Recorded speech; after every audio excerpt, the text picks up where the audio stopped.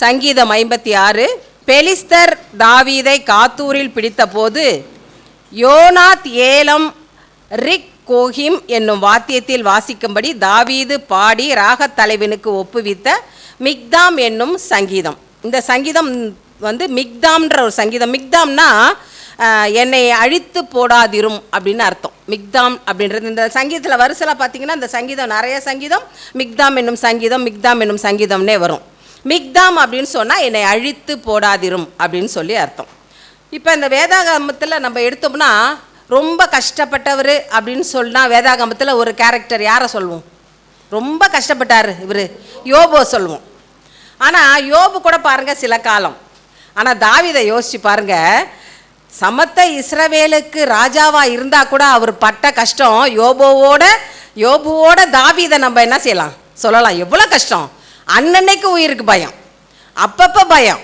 யார் என்ன செய்வான், எந்த மூலையிலேருந்து யார் வருவான், 3000 பேரோட படையோட சவுல் வருவானா, மகன் வருவானா, தன்னோட இவர் வருவாரான்னு சொல்லிட்டு அப்படியே நெருக்கத்தில் அப்படியே நாலா பக்கமும் சூழ்ந்துருக்காங்க அவரை சுற்றி எதிரிகள்.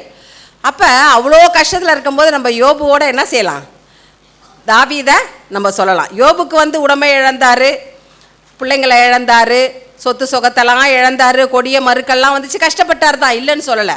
ஆனால் திரும்ப அதெல்லாமா அவருக்கு கிடச்சிச்சு, தாவீதுக்கும் கிடச்சிது தான். இருந்தாலும் தாவீதோட நிலைமை ரொம்ப மோசமான நிலைமை. அப்போ அவரோட ஆலோசகர் அகித்தோப்பால கூட கஷ்டம். அவர் பெலிஸ்தர் தேசத்தில் யாரெல்லாம் இப்போ எதிரிகளை போர் செஞ்சு வெற்றி பெற்றாரோ அந்த இடத்துல அந்த எதிரிகளாலலாம் அவருக்கு கஷ்டம். எல்லா இடத்துலையுமே தாவீதுக்கு கஷ்டம். அப்போ தாவீதுக்கு கண்ணீர் இருந்துச்சு, கஷ்டம் இருந்துச்சு, பிரச்சனை இருந்துச்சு, நிந்தனை இருந்துச்சு, அவமானம் இருந்துச்சு, பரிகாசம் இருந்துச்சு, எல்லாமே தாவீதுக்கு இருந்துச்சு. அவரோட வாழ்க்கை நிலையை நம்ம ஒரு வீட்டில் இருக்கோம், ஒரு சின்ன பிரச்சனைனா நம்மளால் தாங்க முடியல. ஆனால் அவரோட வாழ்க்கை நிலையாக ஒரு இடத்துல இருந்தாரா? காடு மலை வனாந்திரம் அங்கே இங்கேன்னு அலைஞ்சு நிலையான வாழ்க்கையில் நாடோடி வாழ்க்கையாக தாவீது தெரிஞ்சுக்கிட்டே இருந்தார். அப்போ இவர் என்ன யோசிக்கிறாரு, நம்ம இங்கேருந்து தப்பி போய் காத்துக்கு போவோம். காத்து ஏன்னா சவுலுக்கு காத்து எதிரி. ஏன்னு கேட்டால் அங்கே தான் கோலியாத்து இருந்தார். கோலியாத்து சவுலுக்கு எதிராக தான் நம்ம தாவீது அவரை கோலியாத்தை கொன்னார். நம்ம காத்துக்கு போயிட்டோம்னா நம்மளை என்ன செய்யலாம், அங்கே கொஞ்சம் நாளைக்கு நம்ம பாதுகாப்பாக இருக்கலாம்னு சொல்லிட்டு தான் இவர் தப்பி ஓடி காத்துக்கு போகிறார். அந்த மேலே இருக்குதே அதோட சாராம்சம் இதுதான், காத்துக்கு போகிறார். அந்த காத்துக்கு போகிறப்ப அந்த ஆகீஸ் ராஜாக்கிட்ட போய் தஞ்சம் அடைஞ்சு கொஞ்சம் நாளைக்கு இருக்கலான்னு போகிறாரு. ஆனால் அவர் உள்ளே போனோடனே அவரோட ஊழியக்காரர்கள் எல்லாம் தாவீதை கண்டுபிடிச்சிடுறாங்க. இவர் ராஜா இல்லையா, சவுல் கொன்றது 1000, தாவீது கொன்றது 16000 சொல்லி எல்லா மக்களும் கத்துனாங்களே, அது இதுதான்னு சொல்லிட்டு ஊழியக்காரங்கள்லாம் தாவீதை காட்டி கொடுத்துட்றாங்க.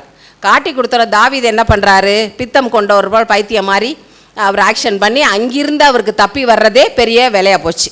ஒவ்வொரு தரையும் இப்படி தான் காத்துலேருந்து இப்போ தப்பிச்சு வந்துட்டார். வந்தப்போ பாடின சங்கீதம் தான் இந்த 56வது சங்கீதம். இந்த சங்கீதம் பார்த்திங்கன்னா ட்ரஸ்ட் இன் காட், கர்த்தர் மேலே நம்பிக்கை. இதில் பாருங்கள், ஃபஸ்ட்டு என்ன சொல்கிறாரு, தேவனே எனக்கு இறங்கும், மனுஷர் என்னை விழுங்க பார்க்கிறார்கள் அப்படின்னு சொல்கிறார். இதில் அவருக்கு என்னெல்லாம் செய்கிறாங்க மனுஷர்னு வரிசைலாம் போட்டிருக்காரு பாருங்க. தேவனே நாள்தோறும் போர் செய்கிறாங்க, தினம் ஒரு நாள், ஒரு மாதத்தில் ஒரு நாள், 10 நாளைக்கு வருது அப்படின்னா நாள்தோறும் தினம் தினம் தினம் என்கிட்ட போர் செய்கிறாங்க. என்னை விழுங்க பார்க்கிறார்கள், எவ்வளோ கஷ்டம் பாருங்கள், விழுங்க பார்க்கிறார்கள். 3வது, நித்தமும் என் வார்த்தையை புரட்டுகிறார்கள். அதாவது அவர் ஒன்று சொன்னால் அதை 10 திருச்சி பேசுறது. நித்தமும் என் வார்த்தையை புரட்டுகிறார்கள். எனக்கு தீங்கு செஞ்சு என் பிராணனை எப்போ வாங்கலான்னு அப்படியே பதிவிருக்கிறார்கள். பதிவுனா அப்படியே காத்து கிடக்கிறது.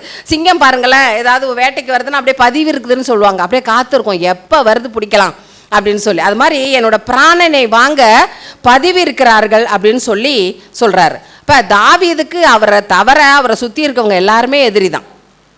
அப்போ ஒவ்வொரு நாளும் தன்னுடைய ஜீவனுக்காக ரொம்ப கஷ்டப்படுறார். ஒரு சின்ன விஷயம் நமக்கு வாழ்க்கையில் நடந்துட்டா, சொந்த வீடு எல்லாமே இருந்தாலும் ஒரு சின்ன விஷயம் இருந்தால் அதை நம்மளால் தாங்கிக்க முடியுமா? முடியல. எல்லாம் நம்ம நிலையாக இருக்குது, நம்ம இந்த காரியத்துக்காக கவலைப்படுறோம் நம்ம நினச்சாதான். ஆனால் நம்ம மனசில் பாருங்கள், ஐயோ இப்படி நடந்துருச்சு, இது சரியாயிடுமா, சரியாகாதா, போகாதா அப்படின்லாம் நம்ம யோசிக்கிறோம்.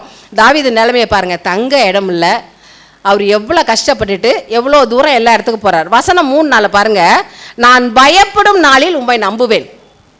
அப்போ என்ன செய்கிறாரு, பயப்படுறாரா இல்லையா? நான் பயப்படுறப்ப உங்களை நம்புவேன் சாமி.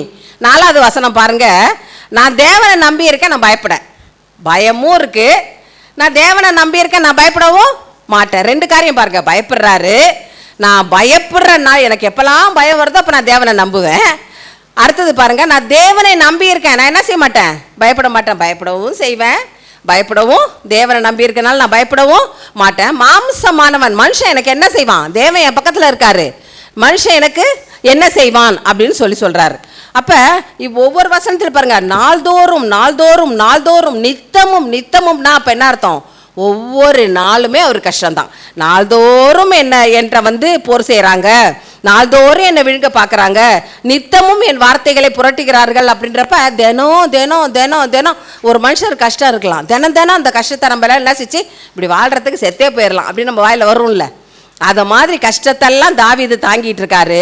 ஆனால் அவருக்கு சவுலை எதிர்க்கிறது சாதாரண விஷயந்தான். ஆனால் சவுல் கர்த்தரால் அபிஷேகம் பண்ணப்பட்டவர், அவர் மேலே தன்னோட கையை வைக்கக்கூடாதுன்னு சொல்லி தாவீது அவர் மேலே கையை போடாமல் இருக்கார். அப்போ என் அலைச்சல்கள் நீர் அறிந்திருக்கிறீர். ஊரா அலைகிறார். ஒரு நாள் காட்டில் இருக்கார், ஒரு நாள் வனாந்தரத்தில் இருக்கார், ஒரு நாள் அங்கே இருக்கார், ஒரு நாள் இங்கே இருக்கார், குகையில் இருக்கார். அப்போ என் அலைச்சல்களை நீர் அறிந்திருக்கிறீர், என் கண்ணீர் உமது துருத்தியில் இருக்கிறது அப்படின்னு சொல்கிறார். கண்ணீர் துருத்தியில் இருக்கிறது அப்படின்னா என்னன்னா, நம்ம கண்ணீர் விடுறோம் தார தாரையாக, சமயத்தில் சில விஷயங்கள் நம்மளால் தாங்கிக்க முடியாதப்ப தண்ணி நம்மள அறியாமல் ஊற்றுது, பிடிச்சா 2 துருத்தி பத்தாது, அவ்வளோ தண்ணியெல்லாம் விடுவோம். ஆனால் நான் கண்ணீர் விடுறேன் பாருங்க, அந்த கண்ணீர் யாருக்கு முன்னாடி விடுறேன், கர்த்தருக்கு முன்னாடி விடுறேன்னா, மனுஷருக்கு முன்னாடி விடுறேன்னா, நான் நான் அழுகிறேன், என் பக்கத்தில் எனக்கு ஒருத்தவங்க தெரிஞ்சவங்க இருக்காங்க, அழாதீங்க இது சரியாயிடும், இந்த பிரச்சனையா இது சரியாக போயிடும், நம்ம ஜெபம் பண்ணுவோம் அப்படின்னு சொல்லிட்டு அவங்க கடந்து போயிடுவாங்க. அதுக்கப்புறம் மறுபடியும் நமக்கு தண்ணி தான் வரும். ஆனால் நாம் விடும் கண்ணீர், தாரத்தாரையாக நம்ம விடுற கண்ணீர் தேவனுக்கு முன்பாக தான் விடணும். அவர் தான் நமக்கு சொல்யூஷன் தர்றவர். மனுஷருக்கு முன்பாக நம்ம அவங்க கேட்டுக்குவாங்க, அந்தாண்ட போய் ஆமாம் நல்லா வேணும் அப்படின்னு சொல்லிட்டு போவாங்க. அப்புறம் இவங்க இப்படி தானே பண்ணா அவளுக்கு அப்படி வேணும் அப்படின்லாம் சொல்லுவாங்கல்ல, கேள்விப்பட்டிருக்கீங்கல்ல. அதனால நாம் விடும் கண்ணீர் கர்த்தருக்கு முன்பாக வச்சாதான் அந்த கண்ணீருக்கு பலன் உண்டு, அவர் பதில் தருவார். நம்ம கண்ணீரையே கீழே விடாமல் துருத்தியில் பிடிக்கிறவர் நம்மளை விட்டுருவாரா? நம்ம கண்ணீரை என்ன செய்கிறாரு, கீழே விடாமல் அது துருத்தியில் பிடிச்சிக்கிறார், கண்ணீருக்கெல்லாம் பலன் உண்டுன்னு. அப்போ நம்ம கண்ணீரையே இந்த துருத்தியில் சேர்த்து வைக்கிற தேவன் நம்மளை என்ன செய்ய மாட்டார், கைவிடவே மாட்டார். அதனால் எல்லாத்தையும் கர்த்தர்ட்ட நம்ம என்ன செய்யணும், அறிக்கையிடும் போது அவர் நம்மை தப்புவிக்க வல்லவராய் இருக்கிறார். அப்போ இப்போ அடுத்த வசனம் பார்த்தீங்கன்னா, தேவனே நான் உமக்கு பண்ணின பொருத்தனைகளை என்மேல் இருக்கிறது, உமக்கு ஸ்தோத்திரங்களை செலுத்துவேன் அப்படின்றாரு. நீங்கள் என்னை திரும்ப எருசலேமுக்கு கொண்டு வந்தீங்கன்னா என்னோட பொருத்தனைகளை செலுத்துவேன். இப்போ நம்ம பொருத்தனை செலுத்தும்போது நம்ம சில காரியம் நமக்கு வேணும் அப்படின்னு சொல்லும்போது படப்படன்னு என்னன்னு யோசிக்காமலே சில பேர் பொருத்தனை செலுத்திடுவாங்க. யோசிச்சிருக்கீங்களா? சாமி எனக்கு இதை செஞ்சால் நான் இதை செஞ்சிடறேன், இந்த வாரம் நான் தோத்திரக்காணிக்கு செலுத்துறேன், இந்த வாரம் நான் இதை செய்கிறேன் அப்படின்னு சொல்லி. இப்போ பொருத்தனைகளை செலுத்தும் போது ஜாக்கிரதையாக பொருத்தனை பண்ணணும். அந்த பொருத்தனை நம்மளால் செய்ய முடியுமா அப்படின்னு. இப்போ கடவுள் நம்மள்ட்ட உடலை வருத்தும் பொருத்தனைகள்லாம் நம்மள்ட்ட என்ன செய்யறதில்ல, கேட்கறதில்ல. இப்படி குத்திட்டு வா, அப்படி குத்திட்டு வா, இப்படி வா, அப்படி வாலாம் நம்மள்ட்ட கேட்கறதில்ல. இப்போ எப்தா என்ன செஞ்சான் பார்த்தீங்கன்னா, மிஸ்பாவில் போய் நான் என்ன பண்ணேன், அம்மோனியரை எப்படியாவது நான் ஜெயிச்சுட்டு வந்தேன்னா நான் இந்த பொருத்தனையே செலுத்துறேன்னு ஒரு பொருத்தனை செலுத்துறான் பாருங்க. நியாயாதிபதிகள் 12 எடுத்து பாருங்களேன். நியாயாதிபதிகள் 12:30 கர்த்தருக்கு ஒரு பொருத்தனை பண்ணி, தேவரீர் அம்மோன் புத்திரரை என் கையில் ஒப்பு கொடுத்தால் நான் அம்மோன் புத்திரிடத்திலிருந்து சமாதானத்தோடு திரும்பி வரும்போது என் வீட்டு வாசற்படியிலிருந்து எனக்கு எதிர்கொண்டு வருவது எதுவோ அது கர்த்தருக்கு உரியதாகும், அதை சர்வாங்க தகன பலியாக செலுத்துவேன் அப்படின்னு சொல்லி வேண்டிட்டார். அப்போ அவர் அம்மோன் புத்திரர் ஜெயிச்சுட்டு வீட்டுக்கு வராரு. அவரோட அவருக்கு எதிராக அவர் என்ன செய்கிறார், வீட்டுக்கு வரப்போ எனக்கு எதிரில் என்ன வருதோ அதை நான் உங்க செலுத்துறேன், தருவாங்க தகன பலியாக செலுத்துறேன்ட்டார்.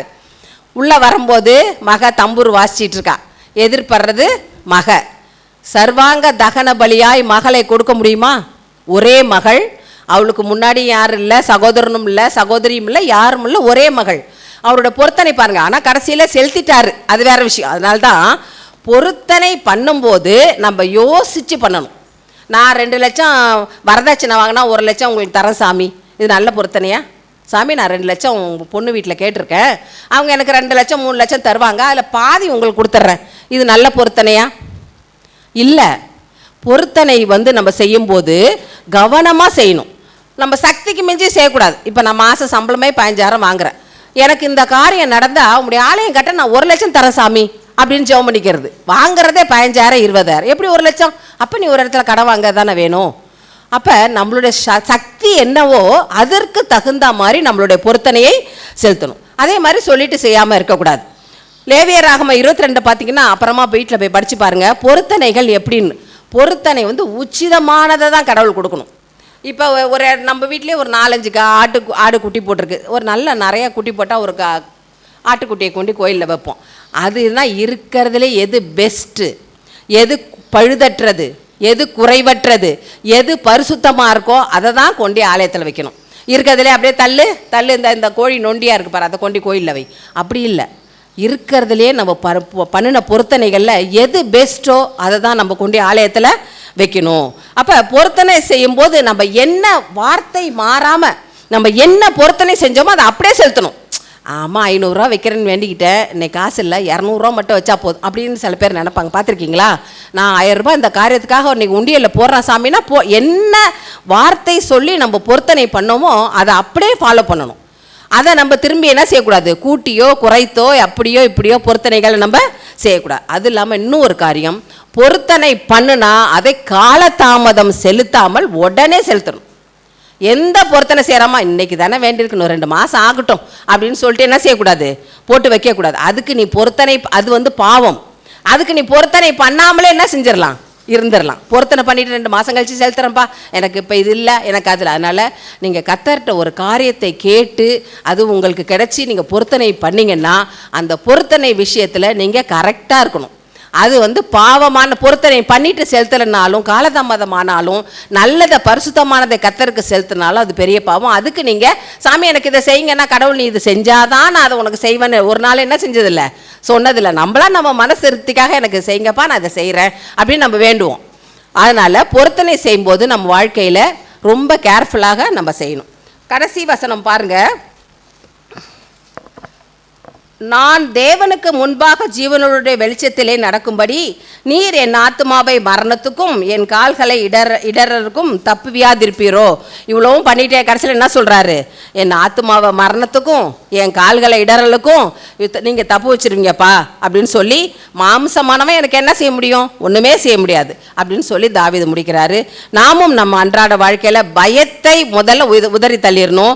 தேவன் எந்த காரியமாக இருந்தாலும் தேவன் என் பட்சத்தில் இருக்கிறார், மாமிசமானவன் எனக்கு என்ன செய்வான் அப்படின்னு சொல்லிட்டு என் கண்ணீரை காண்கிறவர், அவரை நான் நம்பி இருக்கிறேன், அவர்கிட்ட என்னோட எல்லா கஷ்டத்தையும் சொல்லி அறிக்கையிடும்போது அவர் என்னை தப்புவிக்க வல்லவராக இருக்கிறார்னு சொல்லி கர்த்தர்கிட்ட எல்லாவற்றையும் ஒப்புவித்து அவரிடத்திலிருந்து நாம் நன்மையை பெற்றுக்கொள்ள கர்த்தர் நமக்கு துணை செய்வாராக. ஆமேன்.